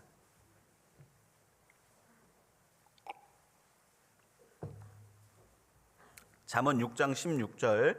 여호와의 미워하시는 것 곧 그 마음에 싫어하시는 것이 6, 7가지니 곧 교만한 눈과. 제일 먼저 나오는 6, 7가지 중에 제일 먼저 나오는 것이 교만한 눈이에요. 잠언 21장도 찾아볼까요? 잠언 21장 4절입니다. 눈이 높은 것과 마음이 교만한 것과 악인의 형통한 것은 다 죄니라. 눈이 높다는 게 뭘까? 성경에서 눈은 가치관을 의미합니다. 그가 신앙적인 가치관으로 모든 걸 바라보느냐, 육신의 가치관으로, 세상적인 현실적인 가치관으로 모든 것을 들여다보느냐, 그것의 차이가 아마 눈이 높다는 표현으로 여기 시를 기록한 게 아닐까라는 생각을 해보게 됩니다. 사울의 눈이 그랬습니다. 사울은 처음에 하나님을 보는 눈이 있었어요. 그래서 겸손했죠. 내가 어떻게 이스라엘의 임금이 됩니까? 제구 뒤에 숨어서, 그 농기구 뒤에 숨어서 사무엘이 기름 부으려고 했을 때 사람들 앞에 드러나지 못했던 그런 소심한 마음을 가지고 있었던 겸손했던 사울이었습니다. 그런데 임금이 되고 그의 마음은 점점 교만해집니다. 결국에 그 왕위를 하나님이 주셨다는 사실을 알고 있음에도 불구하고 자기의 왕권을 자기가 지키려고 헛된 수고를 하게 했어요. 그리고 다윗을 대적으로 여기고 다윗을 죽이고자 평생을 다윗의 대적으로 살았습니다. 결국 그는 이스라엘을 다스리고 하나님의 신정 통치를 해야만 할 왕의 위치에 있었음에도 불구하고 그는 그 모든 사명을 등에 던지고 다윗을 죽이려는데 평생을 허비했던 정말 불쌍하고 정말 안타까운 인물이기도 합니다. 그의 눈이 어떻게 바뀌었냐면 처음에 다윗을 봤을 때는 참 잘생기고 유능하고 그리고 자기의 사위잖아요. 좋은 눈으로 봤을 거예요. 그런데 사울이 죽인 자는 천천히요 다윗은 만만히로다. 여인들의 창화하는 소리를 딱 듣고 나서 마음에 열등감이 딱 사로잡힙니다. 다윗을 볼 때마다 자기의 대적으로 보기 시작했어요. 부정적인 눈으로 바뀌어버렸습니다. 여러분,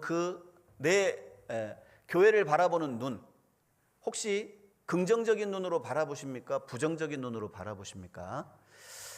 우리 구역의 형제 자매들, 또 구역의 구역장, 조장, 또 임원들 바라보는 눈 어떠세요? 나는 정말 사랑의 눈, 긍정의 눈으로 그들을 믿음의 눈으로 바라보고 계십니까? 아니면 비판과 정죄의 눈으로 바라보고 계시나요? 사울의 눈이 그러했습니다. 그의 눈은 미움의 눈, 불만의 눈, 그리고 두려움의 눈으로 바뀌었어요. 다윗 저것을 죽이지 못한다면 설령 필경은 우리가 망하게 될 거다. 그리고 그를 사위 삼아서 죽이고자 하는 계략도 세우고 암살자를 보내서 죽이려고도 하고 정말 교활한 눈으로 그 눈이 변질되고 변화됩니다. 그건 결국 하나님을 의식하지 않은 가치관이라고 할 수 있어요. 잠언 30장 보겠습니다. 잠언 30장 13절입니다.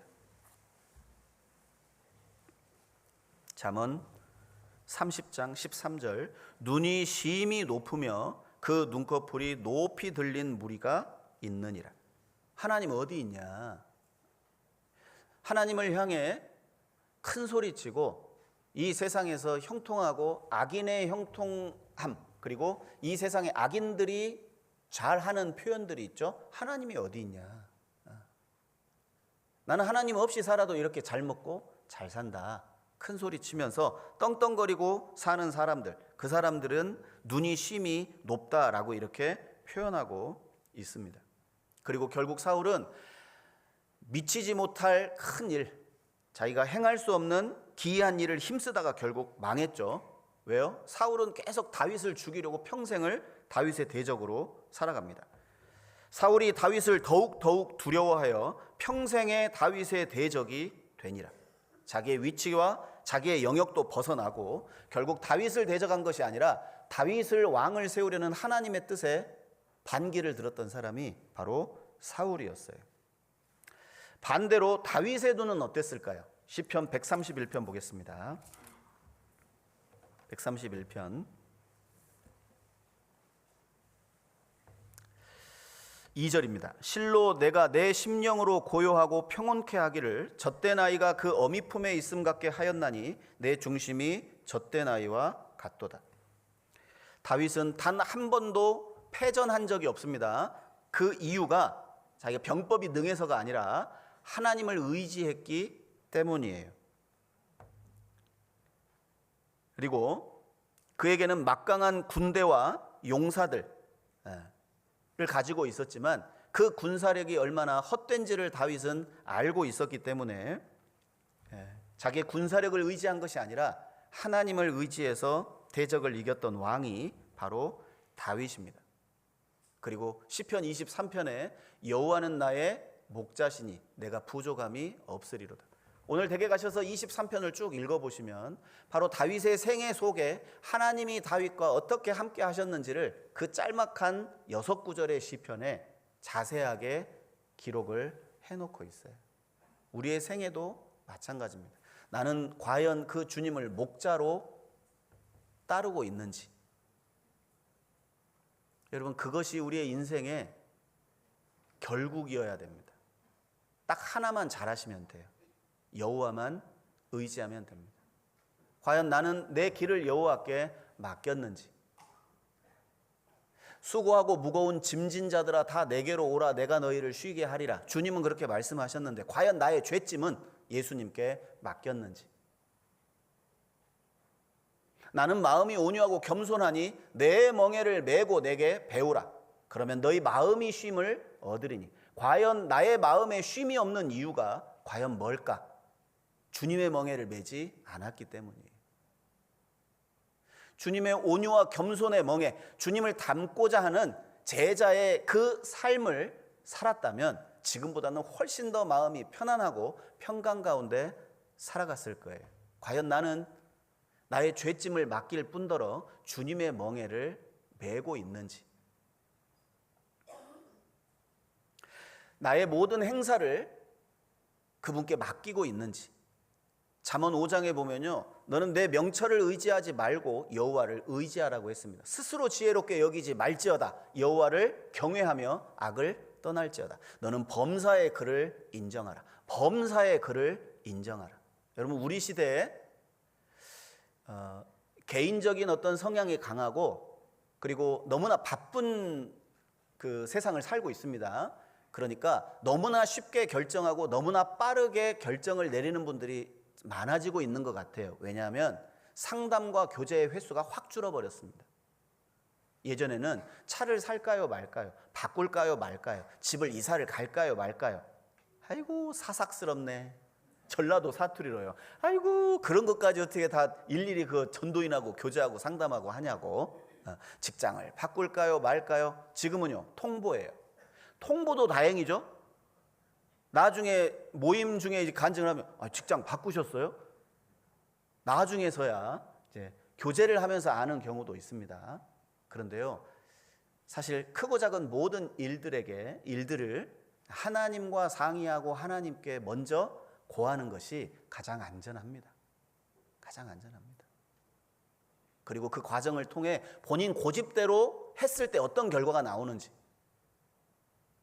하나님과 상의했을 때 하나님께 내 인생의 길을 의지하고 했을 때 그 결과가 어떤지의 차이점을 보면 여러분 우리의 신앙이 변화되고 발전할 가능성이 있어요. 그런데 그게 안 되면 전혀 발전의 가능성이 없습니다.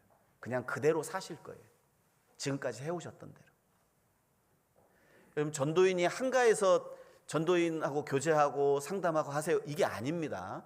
전도인이 뭘 알겠어요? 알면 사업을 해봤겠어요? 저는 등기부등본 떼본 적도 없어요. 저희 자매가 다 했거든요. 저는 직장 가고 이사한 집으로 퇴근한 적도 2번이나 있어요. 저는 저희 자매를 많이 의지하거든요. 그래서 웬만하면 뭐 차를 산다, 집을 산다, 아이들 전학시킨다, 뭐 이사 간다, 그런 작은 일들은 저희 자매에게 웬만하면 다 맡깁니다. 저는 세계 평화와 기후 변화, 핵 문제 뭐 이런 것만 좀 신경을 쓰고 나머지 사사로운 문제는 저희 자매가 다 알아서 하거든요. 네.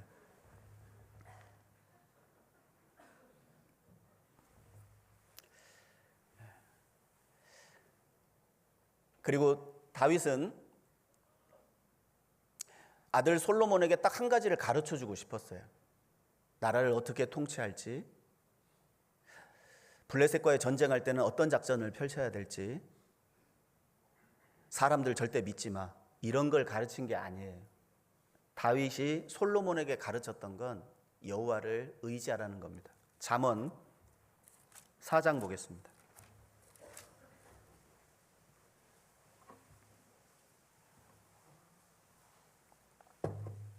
잠언 4장 1절부터 제가 읽겠습니다. 아들들아, 아비의 훈계를 들으며 명철을 얻기에 주의하라. 내가 선한 도리를 너희에게 전하노니 내 법을 떠나지 말라. 나도 내 아버지에게 아들이었었으며 내 어머니 보기에 유약한 외아들이었었노라. 아버지가 내게 가르쳐 이르기를. 자, 솔로몬은 잠언을 기록하면서 아버지가 자기에게 개인적으로 가르쳤던 걸 여기에 기록하고 있습니다. 지금부터 읽는 건 다윗이 솔로몬을 가르쳤던 내용이에요. 잘 들어보세요. 내 말을 내 마음에 두라. 내 명령을 지키라. 그리하면 살리라.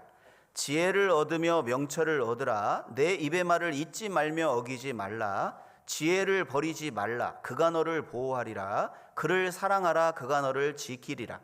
지혜가 제일이니 지혜를 얻으라. 무릇 너의 얻은 것을 가져 명철을 얻을지니라. 그를 높이라. 그리하면 그가 너를 높이 들리라. 같이 읽겠습니다. 만일 그를 품으면 그가 너를 영화롭게 하리라.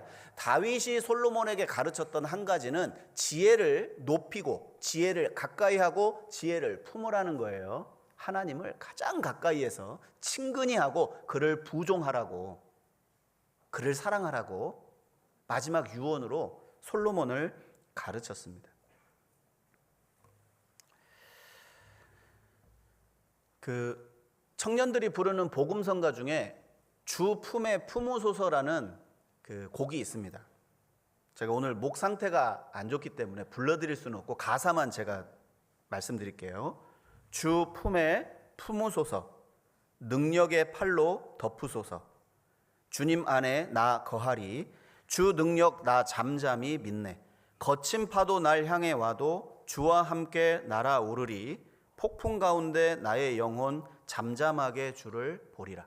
사실 131편의 내용을 그대로 여기에 담아놓고 있었어요. 그래서 예전에 이 곡을 먼저 알고 이 말씀을 이제 묵상하게 됐는데, 이 곡을 보면서 다윗이 어떠한 눈을 가지고 있었는지를 생각해 보게 됩니다. 다윗은 철저하게 긍정적인 눈을 가지고 있었어요.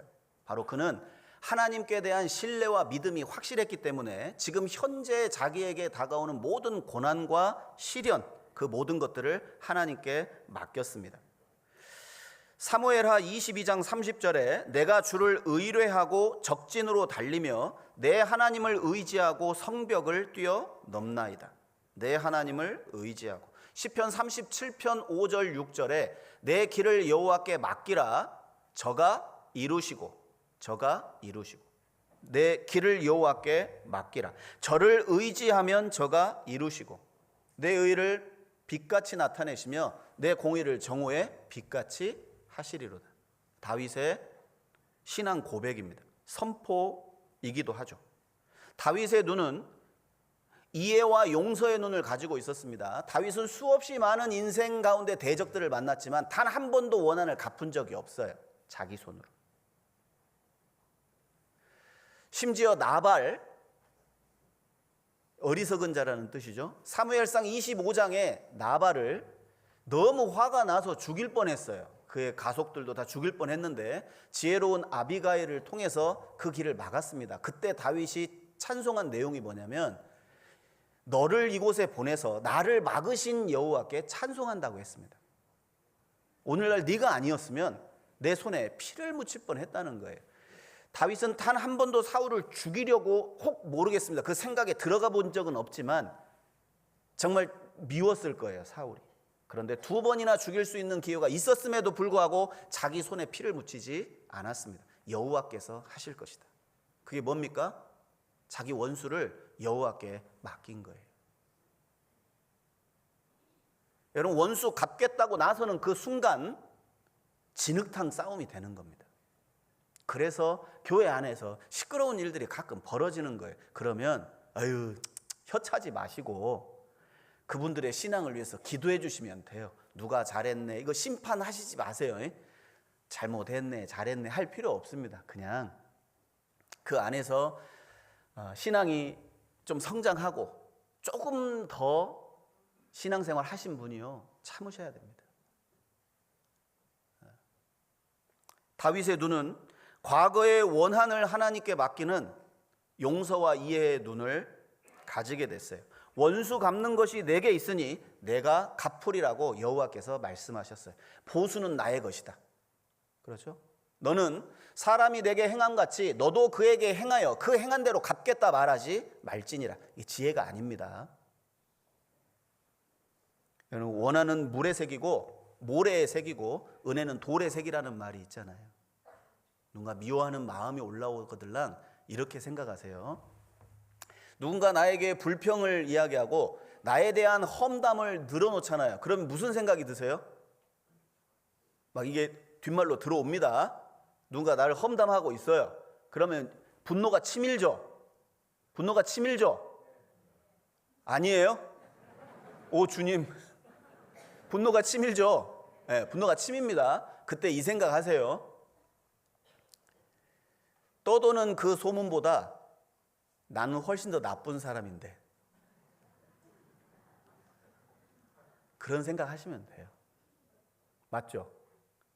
아무리 나에 대한 험담과 유언비어가 돕니다. 돌아야 돼. 다 일일이 들어봐요. 그러면 기분 나빠할 게 아니고 아유 다행이다. 그죠? 정말 다행입니다. 난 그것보다 더 못한 사람인데 그 정도로만 봐줘서 고맙다고 생각하셔야 돼요. 다윗은 이해와 용서의 눈, 그리고 그의 눈은 사랑의 눈, 기쁨의 눈, 평안의 눈이었어요. 자기의 현실의 삶을 주 안에서 기뻐하는 삶으로 표현했던 사람이 다윗입니다. 그러니까 법궤가 다윗성에 들어올 때요, 베옷을 입고, 베옷은 속옷이거든요. 속옷을 입고 속살이 드러나도록 춤을 추었다라고 이렇게 표현하는데, 사실 그 모습은 미갈의 눈에는 방정맞은 모습이었지만 하나님 보실 때는 하나님을 향한 정말 극락의 기쁨을 표현한 거거든요. 다윗은 그런 기쁨을 가지고 있었습니다. 영혼을 얼마나 사랑했는지 그는 법궤가 다윗성에 들어오고 장차 자기 아들 솔로몬에 의해서 성전이 건축이 되면 그 성전을 통해서 수없이 많은 사람들의 죄가 용서되고 구원받을 걸 다윗은 본 거예요. 그래서 기꺼이 자기 사유의 모든 금과 은을 다 성전에 드린 겁니다. 역대상 29장에 보면 다윗의 마음이 소개가 되는데, 사모하는 마음으로 드렸고 즐거운 마음으로 드렸고 정성된 마음과 정직한 마음으로 하나님께 드렸다라고 역대상 29장에 다윗의 마음이 표현이 돼 있어요. 그는 그런 눈을 가지고 있었습니다. 깨끗하고 정결한 눈을 가지고 있었기 때문에 메시아의 초림과 재림과 그리고 승천까지 그 모든 걸 하나님이 보여주신 사람이 다윗이에요. 눈이 낮은 사람에게 하나님이 모든 걸 보여주십니다. 그리고 본문 다시 보겠습니다. 시편 131편입니다. 이제 정리해 보겠습니다. 131편 2절입니다.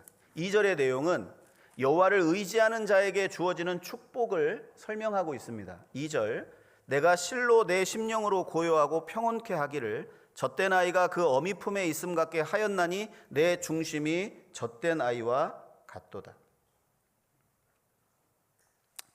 자, 여기 보면 첫 번째 주어지는 게 고요하고 평안한 삶이잖아요. 평강이라고 정리를 해볼 수 있습니다. 주께서 심지가 견고한 자를 평강의 평강으로 지키시리니 이는 그가 주를 의뢰함이니이다.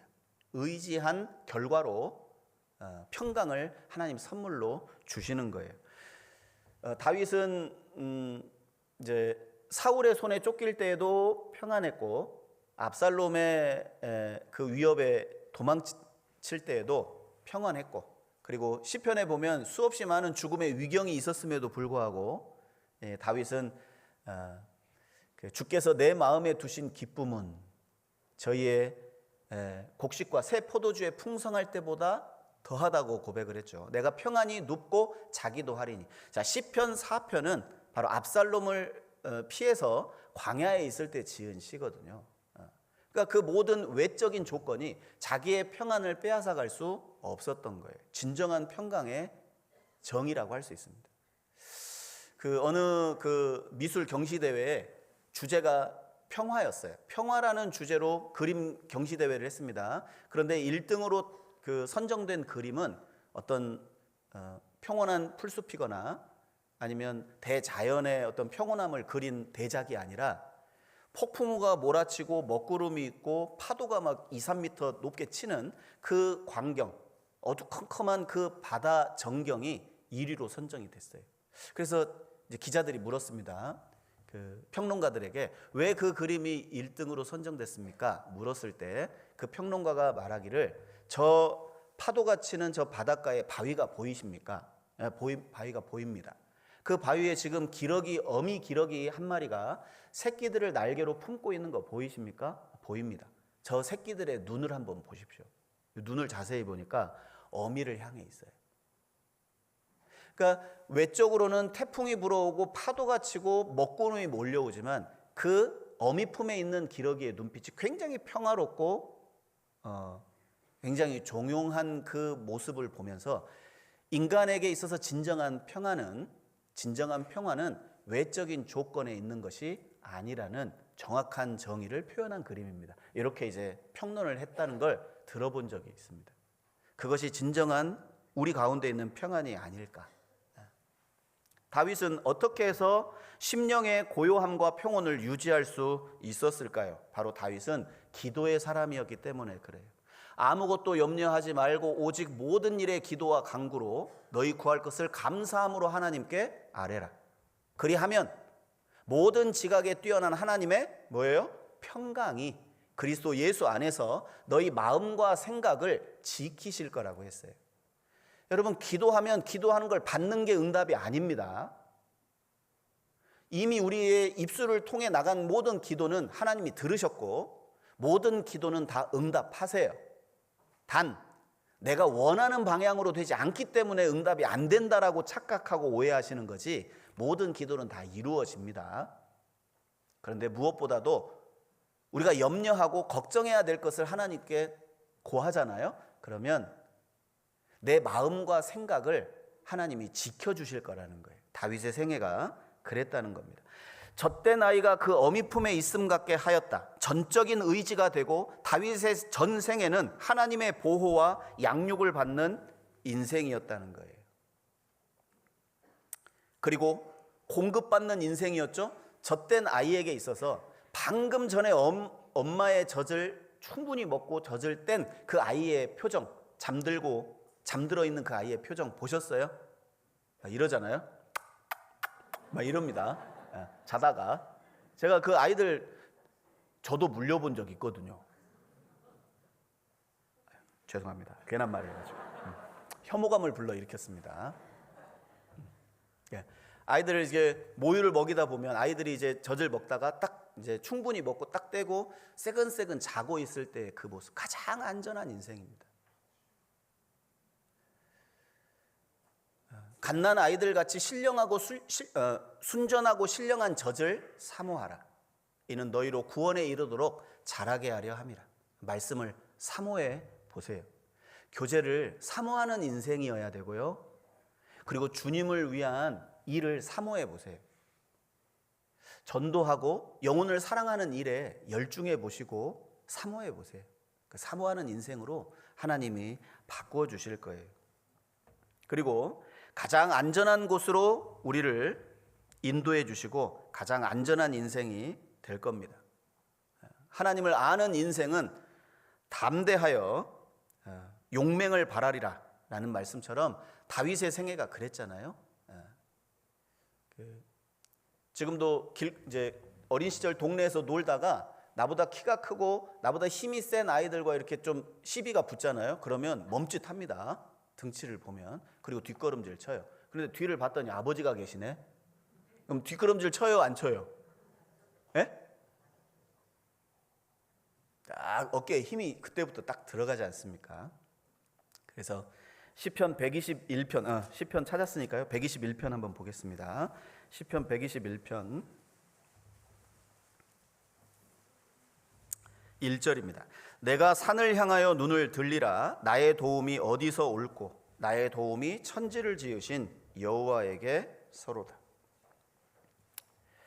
오늘 131편에 여호와만 의지하는 그런 생애를 통해서 우리가 나아가야 될 신앙의 방향, 그리고 하나님이 정말 나에게 원하시는 것이 무엇인지, 그리고 현실을 바라보는 우리의 눈을 조금 바꾸셨으면 좋겠습니다. 마지막 한 절만 더 보고 마치겠습니다. 고린도 후서 1장입니다. 고린도 후서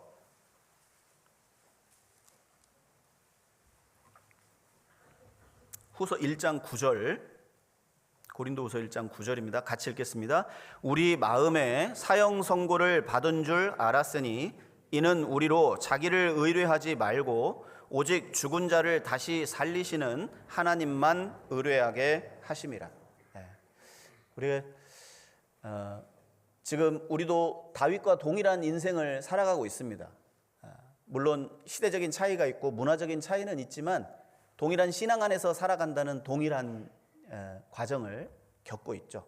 하나님이 우리를 선한 길로 인도해 주시고 우리에게 작정하신 것을 이루실 때까지 하나님이 나와 함께 하실 거고요. 그리고 나를 기르시고 훈련시켜 나가실 겁니다. 그 순간순간마다 점점 더 하나님을 더 의지하고 우리의 모든 행사와 우리의 길과 우리의 짐과 우리의 염려와 우리의 원수까지도 기꺼이 하나님께 의지해서 주님께 사랑받는 그런 그리스도인으로 살아가기를 저도 기도하겠습니다. 함께 기도하시겠습니다. 우리를 사랑하시는 주님 감사합니다. 우리를 구원하시고 몸된 교회 가운데 지체 삼아주심 감사드립니다. 온전히 하나님만 의지하고 하나님께 축복받은 인생을 살았던 다윗처럼 우리의 생애를 통해서 우리의 고난과 또 우리의 삶의 크고 작은 일들을 통해 우리를 다스려 주시고 인생에 만나는 많은 일들 가운데서 더욱더 신앙의 눈을 가지고 주님 앞에 마음을 낮추고 그리고 크고 기이한 일에 힘쓰지 않는 올바른 신앙의 길을 갈 수 있도록 하나님 다스려 주시고 붙잡아 주시옵소서. 우리 모두가 주님 앞에 서는 그날 하나님만 의지하는 인생으로 또 하나님 마음에 합한 자라는 그런 칭찬을 받는 귀한 삶이 되도록 하나님 도와주시고 함께해 주옵소서. 우리를 사랑하시는 예수님 이름으로 기도드렸습니다. 아멘.